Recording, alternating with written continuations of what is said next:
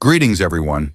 A brutal and dramatic military confrontation has just erupted in the Middle East, shifting the entire global geopolitical landscape. Turkey has just dealt a devastating blow to Russia. Could this be the end of Russia's military power? Here are the main points in the video. Shocking news. A Turkish plane carrying Ukraine's president landed in the heart of the Syrian capital. A devastating blow has officially toppled half a century of Russia's influence in the Middle East, as Vladimir Putin's closest ally has openly betrayed him. What earth-shattering secret lies behind this historic flight that is leaving the Kremlin utterly powerless, forcing it to watch its remnants being erased? Turkey has made a legal decision that tightens the noose around Russia's naval fleet. With just a single strategic move, Turkey has turned Russia's strategic backyard into a deadly trap, indirectly sinking more than a third of Russia's naval power to the bottom of the sea. The secret arrival of NATO generals right at the gateway of the strait is laying out a scenario to completely choke off Moscow's lifeline. How did such a ruthless reversal happen, where the underdog rose up to hold the power of life and death over Putin's fate? The war machine was drained of its strength in Ukraine. The man who once stood beside him, Erdogan, immediately reversed the situation, turning Putin from a position of dominance into someone who had to beg for survival. Amid the situation where energy weapons were neutralized and major powers like China and India began to withdraw, how will Russia collapse in a domino effect on the international chessboard? Here is the detailed content and analysis. Russia's southern flank collapses. Turkey has just done the unthinkable, an open betrayal by an ally. Ladies and gentlemen, on the ever-changing international geopolitical chessboard, a dramatic new chapter has just been written as the Turkish government's special aircraft landed in Damascus, carrying Ukrainian President Volodymyr Zelensky and Turkish Foreign Minister Hakan Fidan. This bold move, directly orchestrated and supported by Ankara, is the clearest evidence that Turkey has completely abandoned its balancing act between Moscow and NATO, now leaning entirely toward Ukraine. In regions where Russian President Vladimir Putin once held absolute power, Ankara is now establishing a new set of rules. This is not simply a routine diplomatic shift, but a comprehensive strategic realignment, shaking the very foundations of the power balance that has existed for decades and pushing Russia into a position where it must suffer the heaviest losses. The situation has dramatically reversed. The one who was once in the weaker position is now President Recep Tayyip Erdogan has now risen to become the one leading the game. Amid the suffocating sanctions imposed by the West to isolate Moscow, Turkey firmly refused to join the embargo, naturally becoming the economic gateway for the most important flow of Russian capital and energy to the outside world. Ankara's bargaining power has grown, making Putin rely on Erdogan for survival instead of holding dominance. And then, the decisive shot was fired in late 2024. When the Assad regime completely collapsed, having been drained of both vitality and resources by the prolonged war of attrition in Ukraine, Moscow was utterly powerless, with no military resources left to come to the aid of its longtime ally in the Middle East. Turkey immediately seized the opportunity, quickly expanding its influence in northern Syria and unilaterally providing strong diplomatic support to the newly established government in Damascus. President Zelensky, after a summit meeting with Erdogan in Istanbul, immediately flew to Damascus on the official plane of the Turkish president. This was the most bitter blow dealt to the Kremlin. Under Ankara's firm backing, the Ukrainian leader became one of the first major heads of state to recognize and establish official relations with the government of leader Ahmed al-Saza, which was just formed after the Assad era.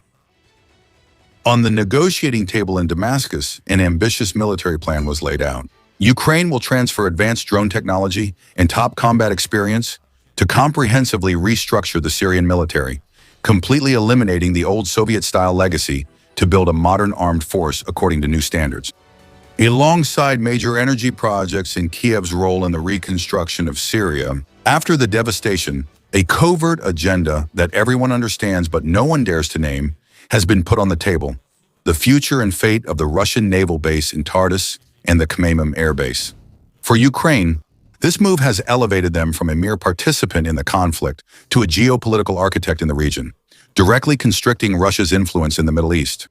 For Turkey, bringing Zelensky on its own aircraft is a strong assertion of its role as the ultimate power broker for both Ukraine and the new Syrian government. The Kremlin could only helplessly criticize this trip as political opportunism, unable to offer any real military response. That helplessness was actually foretold, as Ankara's military support for Kiev began long before the Syrian crisis erupted. The most powerful evidence is the Bayraktar TB2 armed drones, manufactured by the Baika Makina Group. This weapon once completely changed the course of the war. After all, history once again proves a harsh and cold truth. On the international chessboard, there are no eternal friendships, only national interests endure.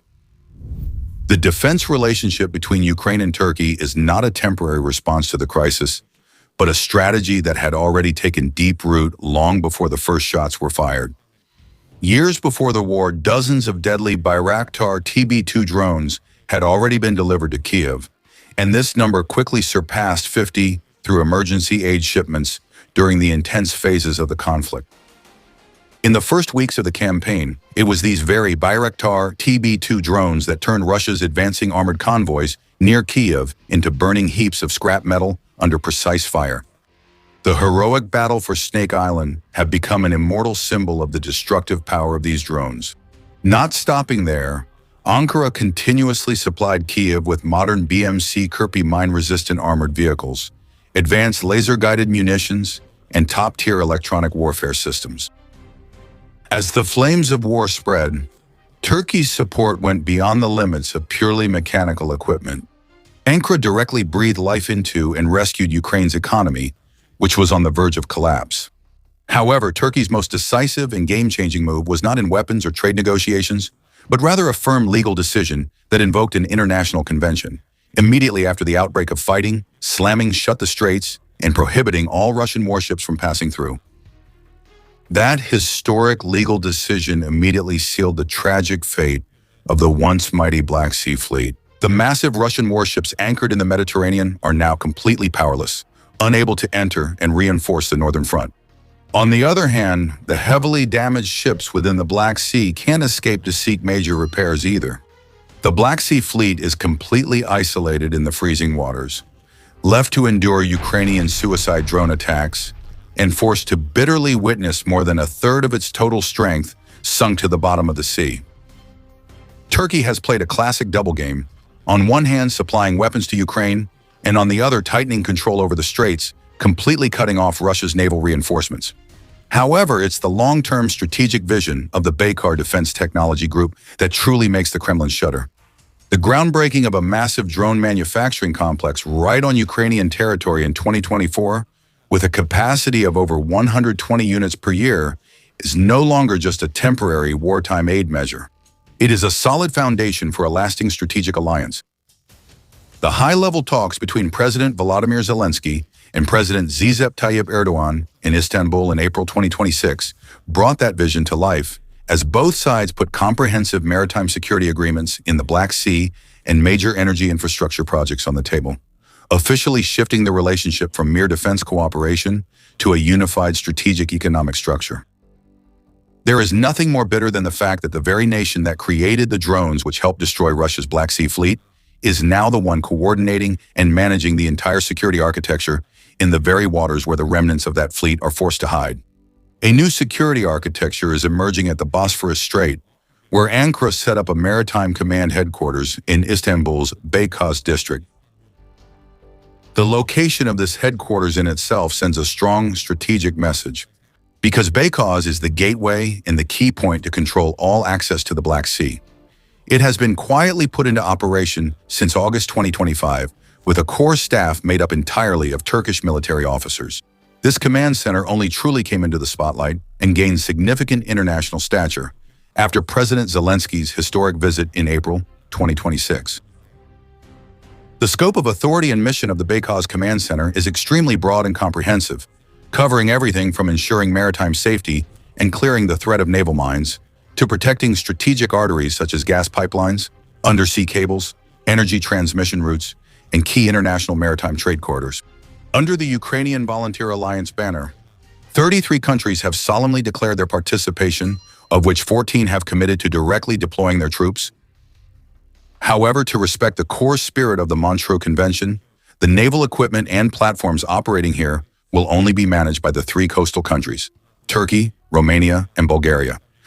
While an operational headquarters was established in Paris under the leadership of the British-French alliance, the supreme command at sea was entrusted to Ankara.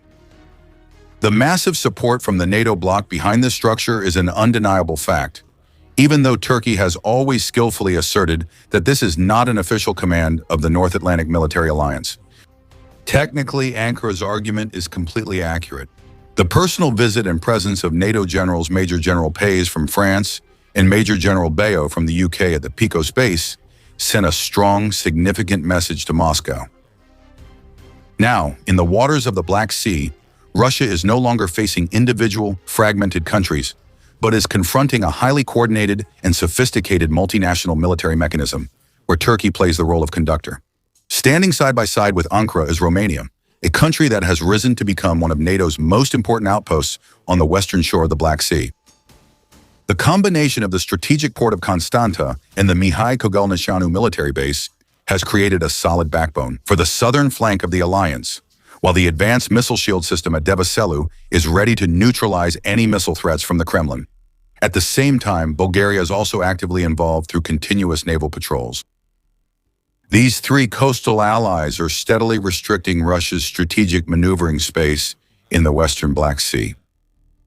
Faced with this situation, the Russian embassy initially tried to avoid direct criticism of Turkey and even expressed appreciation for Ankara's supposedly balanced stance in implementing the Montreux Convention. However, these polite diplomatic words could not hide the deep anxiety and strategic panic of Moscow. Because since the time of the ancient czars, Russia has always considered the Black Sea its backyard, a vital area that must be exclusively controlled in order to reach warm seas and open a gateway to the Mediterranean. Now, a powerful multinational military alliance is right before their eyes, and what a bitter turn of events. The one leading and controlling that alliance is actually the person who used to be Vladimir Putin's closest strategic partner in the region.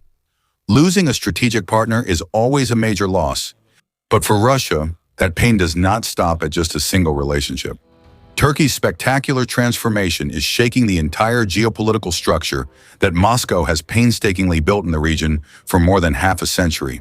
The great legacy and influence established in Syria since the Cold War era is now facing the risk of complete collapse. The Tartus naval base, Russia's only permanent military foothold in the Mediterranean Sea, is the backbone of the Kremlin's ambition to project global power.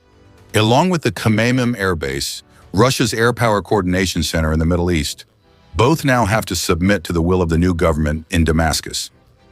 It's a tragedy for Russia when this new government is now discussing a strategic military alliance not with Moscow, but with Kyiv. The vital sea supply route that Russia maintains through the Black Sea to support these bases is now being squeezed in a double bind. On one side are strict restrictions from the Montreux Convention, and on the other is the presence of multinational naval forces right at the gateway of the Bosphorus Strait. As the gateway to the Mediterranean gradually closes, Russia's ability to project power from the Middle East to Africa is also significantly reduced. Losing Syria means losing access to the Mediterranean, forcing Russia to focus on the Black Sea. But when control over the Black Sea slips away, the Kremlin's entire southern strategy completely vanishes into thin air. These dominoes keep toppling each other and have a direct, intense impact on the ongoing conflict, leaving behind a huge power vacuum Turkey has left behind, one no one can fill. Weapons and energy, the ultimate tools that once helped Moscow manipulate the situation, have now also begun to lose their former sharpness.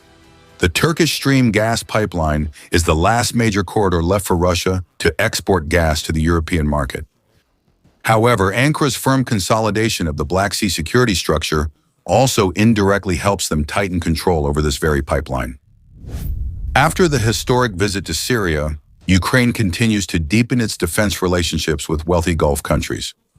By bringing top combat experience and extensive air defense expertise to share with Qatar, Saudi Arabia, and the United Arab Emirates, Kyiv is building a solid alliance network right in a region that was once Moscow's exclusive sphere of influence. Turkey's decision to activate its Montreux Convention has become one of the core factors shaping the course of the war, turning this ambitious plan into an impossibility. The Black Sea, once a strategic area where Russia showcased its hegemonic power, has now turned into a hunting ground where Ukraine has established de facto control. On the economic front, Turkey used to be the largest gateway helping Russia evade harsh Western sanctions, where capital flows, imported goods, and Russian energy deals found their way to the world.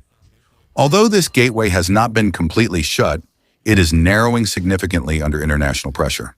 As Russia's economic isolation deepens, the flow of money sustaining its war machine is gradually drying up, which is directly reflected on the battlefield by shortages of ammunition, fuel, and essential replacement parts. In political terms, this is perhaps the most painful loss. For many years, Turkey has always been Russia's invaluable diplomatic trump card, an ally located right in the heart of NATO, helping Moscow prove a strategic point, that the North Atlantic Alliance is not a solidly unified bloc. Now that card has completely changed color. The center of this balance of power has shifted and cannot be reversed, because all of Russia's tools of economic coercion are now double-edged swords that could backfire. Cutting off the gas supply would also end their revenue from the Turkish Stream pipeline. If they freeze the AKU project, billions of dollars of Russia's own strategic investment would be thrown away. And a tourism boycott would be like a punishment falling on the heads of Russian citizens themselves, who are desperately seeking refuge. The pragmatism of the times requires Ankara to distance itself from Moscow, and the capital watching this rift with the greatest satisfaction is none other than Washington. This geopolitical turning point is nothing short of a dream come true for NATO, especially considering that it comes from the very member who was once the most unruly and unpredictable. Now that same member has become the strongest shield, directly providing deadly drones to Ukraine and enforcing the Montreux Convention to blockade the Russian Navy. They even lead the multinational maritime command in the Black Sea and directly eliminate Russia's half-century-long influence in Syria. The most troublesome member of the alliance is transforming into a priceless strategic asset, completely breaking Russia's southern strategic axis from the Black Sea down to the Mediterranean. Turkey will certainly not be the only country to choose to abandon a sinking Russian ship. Russia has just lost its maneuvering space in the Black Sea and half a century of influence built up in Syria. Its energy leverage has been weakened, and most seriously, it faces the strategic abandonment by its most important regional partner. So in your opinion, what will Russia under President Putin's leadership do to turn the tide? Or is this the end of half a century of influence in the Middle East?